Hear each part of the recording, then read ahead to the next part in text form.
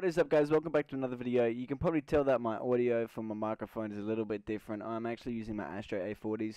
Usually I'll be using my Blue Yeti. The reason why I've stopped using my Blue Yeti is because it just doesn't sound as good. I'm gonna need to get a pop filter or as well as a new USB port and all that just to make it sounds really staticky. So hopefully my Astros are pretty good. I've been trying for ages to get the quality better on these Astros and I've finally got it working. So anyway, skip all that bullshit. As you can probably tell by the title, we're going to be comparing the AWP Medusa and the AWP Worm-God. First off, we'll look at the prices. For a WormGod, factory new was $1.90, minimum wear $1.12, field tested 88 cents, and for some reason well worn $1.18. There's no battle scarred for the WormGod, but Medusa this is estimated because I don't actually know the prices themselves, but I'm going to say factory new is around $1,000, minimal wear $800, field tested $600, well worn is $400 on Steam Market, and battle scarred is $368. Now you can just tell that the prices, they're a little bit different. The reason why they're different is because, of course, the AWP Medusa is a rare drop that you can get from one of the mission things as well. The WormGod is just what you get from a Chroma 2 case. There are a few similarities between the two. First off being that the swell, for example, we'll look at the Medusa.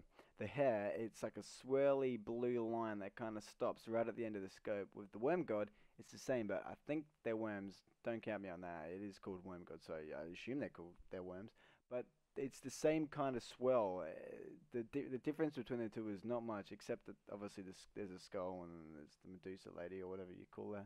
If you look at the gun itself, the only thing that's actually drawn on the gun is for the Medusa is the hair and the lady, and the WormGod is the skull and the worms. That's the only thing that is actually drawn on the guns, and that's the both guns. Both guns are exactly the same like that.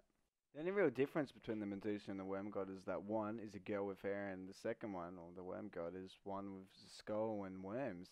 Besides that, and the color, besides that, there's really no difference. I don't know who actually made the WormGod on the Medusa. I don't know if they're two different people, if the same person made it, but still, that's probably a reason why the Medusa is not as expensive as the Dragonlaw, even though that the Medusa is just as rare to get, if not even more rare than the Dragonlaw. Thanks for watching, guys. I don't know if you knew that the Medusa and the WormGod are already similar. You may have, been like, whoa, I didn't know that was so similar. Hopefully my microphone isn't too shitty and maybe even better than the Blue Yeti. Tell me what you think if you want the Blue Yeti back. I just got to get a pop filter and all that. The Blue Yeti does sound better if I get, all the right, equipment for it. But yeah, thanks for watching, guys, and yeah, peace.